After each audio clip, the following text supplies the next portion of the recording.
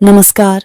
आज सुनिए मुंशी प्रेमचंद की लिखी कहानी आखिरी हीला।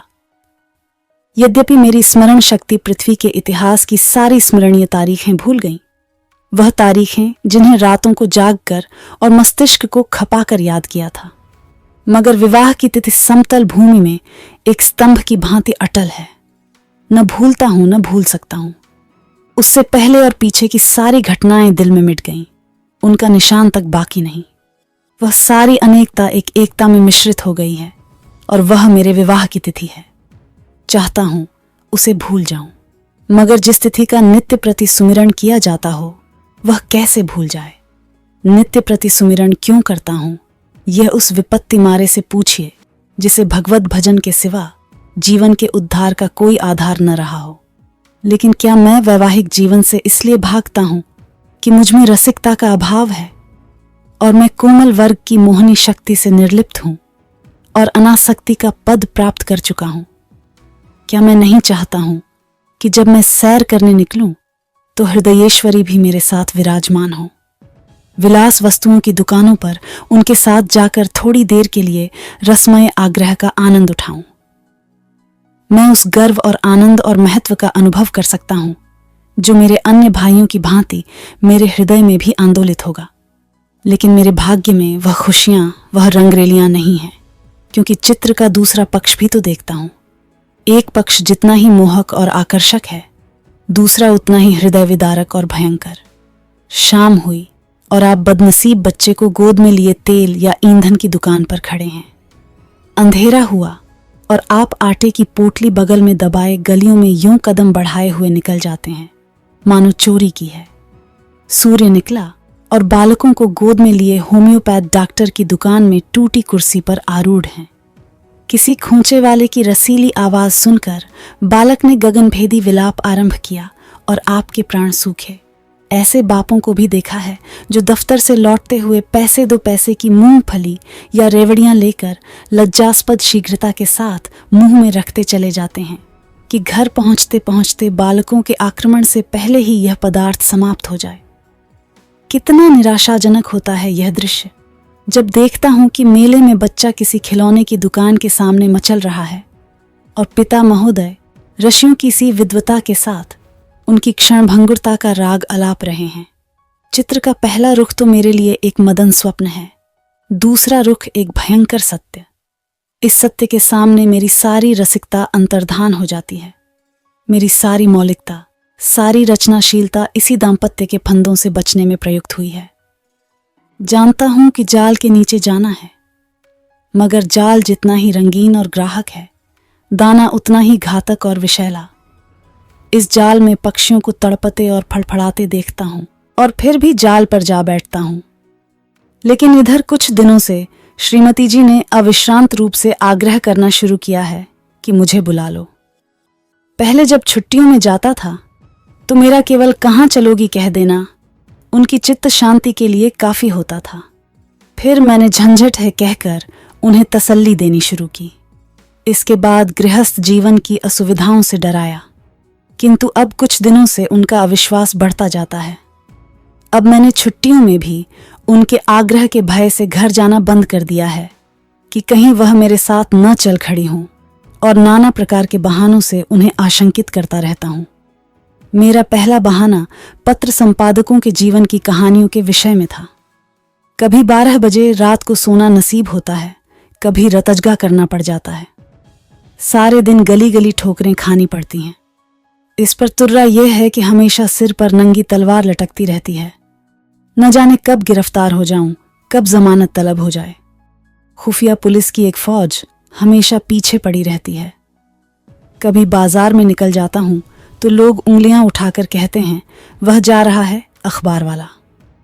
मानो संसार में जितनी दैविक, आधिदैविक, भौतिक, आदि भौतिक बाधाएं हैं उनका उत्तरदायी मैं हूं।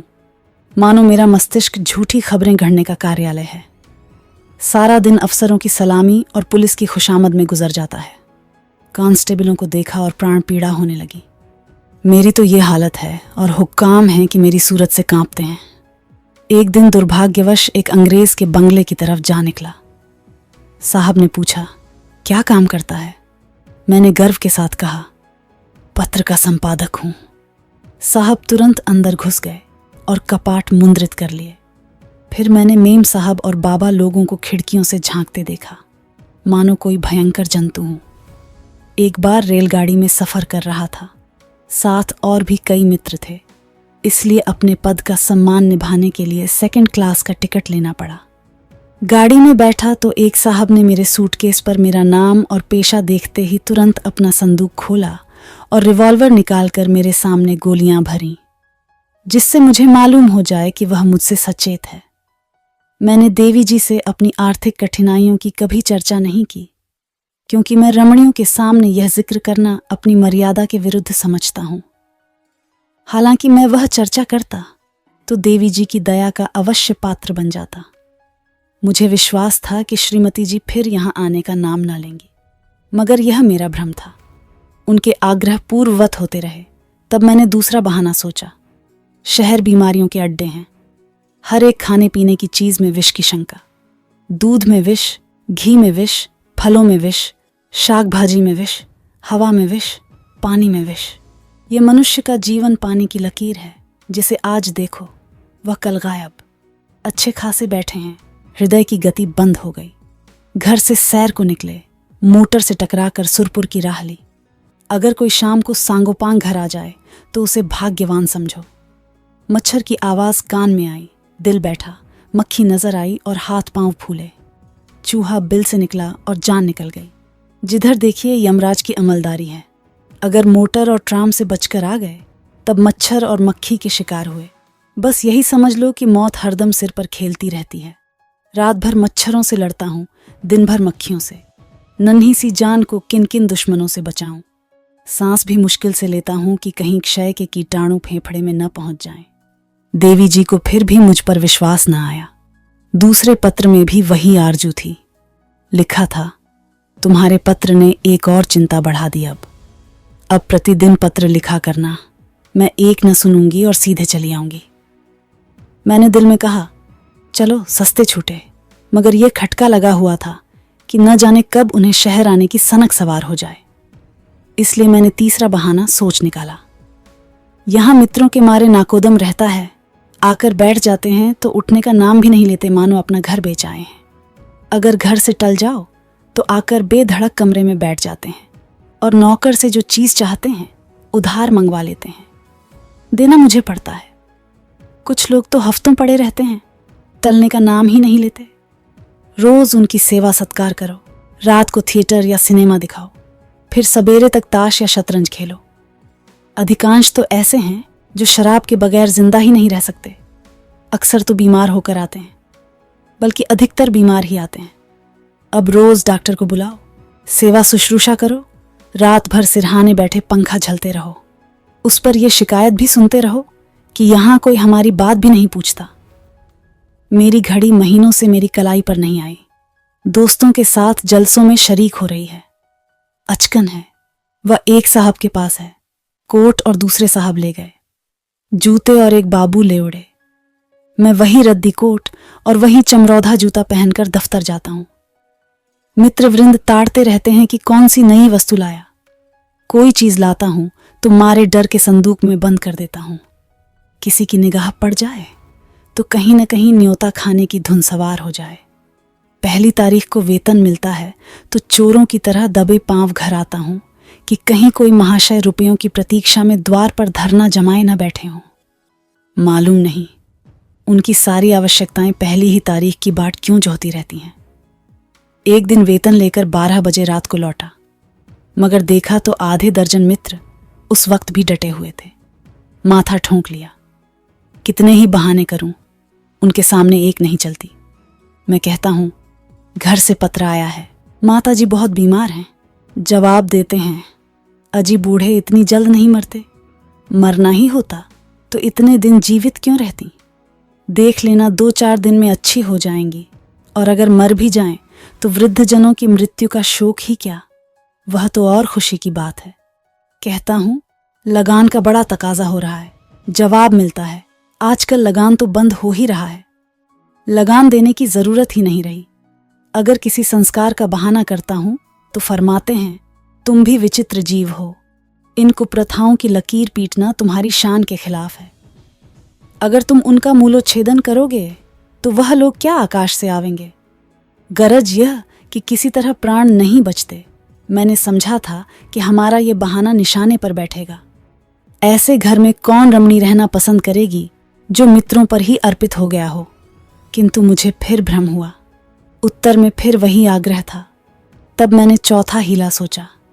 यहाँ के मकान हैं कि चिड़ियों के पिंजरे, न हवा न रोशनी। वह दुर्गंध उड़ती है कि खोपड़ी भन्ना जाती है। कितने ही के तो इसी दुर्गंध के कारण विसूचिका, टाइफाइड, यक्ष्मा आदि रोग हो जाते हैं। वर्षा हुई और मकान टपकने लगा। पानी चाहे घंटे भर बरसे, मकान रात भर बरसता रहता है। ऐसे बहुत कम घर होंगे जिनमें प्रेत बाधाएं न हों। लोगों को डरावने स्वप्न दिखाई देते हैं। कितनों ही को उन्माद रोग हो जाता है। आज नए घर में आए, कल ही उसे बदलने की चिंता सवार हो गई। कोई ठेला असबाब से लदा हुआ जा रहा है, कोई आ रहा है। जिधर देखिए ठेले ही ठेले नजर आते हैं। चोरियां तो इस कसरत से होती हैं कि अगर कोई रात कुशल से बीत जाए तो देवताओं की मनौती की जाती है। आधी रात हुई और चोर चोर, लेना लेना की आवाजें आने लगीं। लोग दरवाजों पर मोटे मोटे लकड़ी के फट्टे या जूते या चिमटे लिए खड़े रहते हैं। फिर भी चोर इतने कुशल हैं कि आंख बचाकर अंदर पहुंच ही जाते हैं। एक मेरे बेतकल्लुफ दोस्त हैं, स्नेहवश मेरे पास बहुत देर तक बैठे रहते हैं।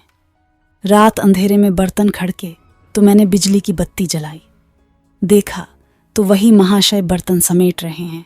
मेरी आवाज सुनकर जोर से कहा, मारा और बोले, मैं तुम्हें चकमा देना चाहता था। मैंने दिल में समझ लिया, अगर निकल जाते तो बर्तन आपके थे, जब जाग पड़ा तो चकमा हो गया। घर में आए कैसे थे, यह रहस्य है। कदाचित रात को ताश खेल कर चले तो बाहर जाने के बदले नीचे अंधेरी कोठरी में छिप गए। एक दिन एक महाशय मुझसे पत्र लिखाने आए। कमरे में कलम दवात न थी। ऊपर के कमरे से लाने गया। लौटकर आया तो देखा आप गायब हैं और उनके साथ फाउंटेन पेन भी गायब है। सारांश यह कि नगर जीवन नरक जीवन से कम दुखदाई नहीं है, मगर पत्नी जी पर नागरिक जीवन का ऐसा जादू चढ़ा हुआ है कि मेरा कोई बहाना उन पर असर नहीं करता। इस पत्र के जवाब में उन्होंने लिखा, मुझसे बहाना करते हो, मैं हरगिज न मानूंगी, तुम आकर मुझे ले जाओ। आखिर मुझे 5वां बहाना करना पड़ा। यह खोंचे वालों के विषय में था। अभी बिस्तर से उठने की नौबत नहीं आई कि कानों में विचित्र आवाजें आने लगीं। बाबुल के मीनार के निर्माण के साथ ऐसी निरर्थक आवाजें न आई होंगी। वह खोंचे वालों की शब्द क्रीड़ा है। उचित तो यह था, यह खोंचे वाले ढोल मंजीरे के साथ लोगों को अपनी चीजों की ओर आकर्षित करते। मगर इन औंधी अक्ल वालों को यह कहाँ सूझती है। ऐसे पैशाचिक स्वर निकालते हैं कि सुनने वालों के रोएं खड़े हो जाते हैं। बच्चे माँ की गोद में चिमट जाते हैं। मैं भी रात को अक्सर चौंक पड़ता हूँ। एक दिन तो मेरे पड़ोस में एक दुर्घटना हो गई। 11 बजे थे। कोई महिला बच्चे को दूध पिलाने उठी थी। एकाएक जो किसी खोंचे वाले की भयंकर ध्वनि कानों में आई तो चीख मारकर चिल्ला उठी और फिर बेहोश हो गई। महीनों की दवा दारू के बाद अच्छी हुई और अब रात को कानों में रुई डालकर सोती है। ऐसे कृत्य नगरों में नित्य होते रहते हैं। मेरे ही मित्रों में कई ऐसे हैं जो अपनी स्त्रियों को घर से लाए, मगर बेचारियां दूसरे ही दिन इन आवाज़ों से भयभीत होकर लौट गईं। श्रीमती जी ने इसके जवाब में लिखा, तुम समझते हो मैं खोंचे वालों की आवाज़ों से डर जाऊंगी। यहाँ गीदड़ों का हौवाना और उल्लुओं का चीखना सुनकर तो डरती नहीं, खोंचे वालों से क्या डरूंगी। अंत में मुझे एक ऐसा बहाना सूझा जिसकी सफलता का मुझे पूरा विश्वास था। यद्यपि इसमें कुछ बदनामी थी, लेकिन बदनामी से मैं इतना नहीं डरता जितना उस विपत्ति से। फिर मैंने लिखा, शहर शरीफ जादियों के रहने की जगह नहीं। यहाँ की महरियां इतनी कटुभाषणी हैं कि बातों का जवाब गालियों से देती हैं, और उनके बनाव संवार का क्या पूछना। भले घर की स्त्रियां तो उनके ठाट देखकर ही शर्म से पानी पानी हो जाती हैं। सिर से पांव तक सोने से लदी हुई सामने से निकल जाती हैं तो ऐसा मालूम होता है कि सुगंधि की लपट निकल गई। गृहिणियां ये ठाट कहाँ से लाएं? उन्हें तो और भी सैकड़ों चिंताएं हैं। इन महरियों को तो बनाव सिंगार के सिवा दूसरा काम ही नहीं। नित्य नई सज धाज, नित्य नई अदा और चंचल तो इस गजब की है, मानो अंगों में रक्त की जगह पारा भर दिया हो। उनका चमकना और मटकना और मुस्कुराना देखकर गृहिणियां लज्जित हो जाती हैं और ऐसी दीदा दिलेर हैं कि जबरदस्ती घरों में घुस पड़ती हैं। जिधर देखो इनका मेला सा लगा हुआ है। इनके मारे भले आदमियों का घर में बैठना मुश्किल है। कोई खत लिखाने के बहाने से आ जाती है, कोई खत पढ़ाने के बहाने से। असली बात तो यह है कि गृहदेवियों का रंग फीका करने में इन्हें आनंद आता है, इसलिए शरीफजादियां बहुत कम शहरों में आती हैं। मालूम नहीं इस पत्र में मुझसे क्या गलती हुई कि तीसरे दिन पत्नी जी एक बूढ़े कहार के साथ मेरा पता पूछती हुई अपने तीनों बच्चों को लिए एक असाध्य रोग की भांति आ डटी। मैंने बदहवास होकर पूछा, क्यों, कुशल तो है? पत्नी जी ने चादर उतारते हुए कहा, घर में कोई चुड़ैल बैठी तो नहीं है? यहाँ किसी ने कदम रखा तो नाक काट लूंगी। हाँ, जो तुम्हारी शह न हो। अच्छा, तो अब रहस्य खुला। मैंने सिर पीट लिया। क्या जानता था अपना तमाचा अपने ही मुंह पर पड़ेगा। आप सुन रहे थे मुंशी प्रेमचंद की लिखी कहानी आखिरी हीला।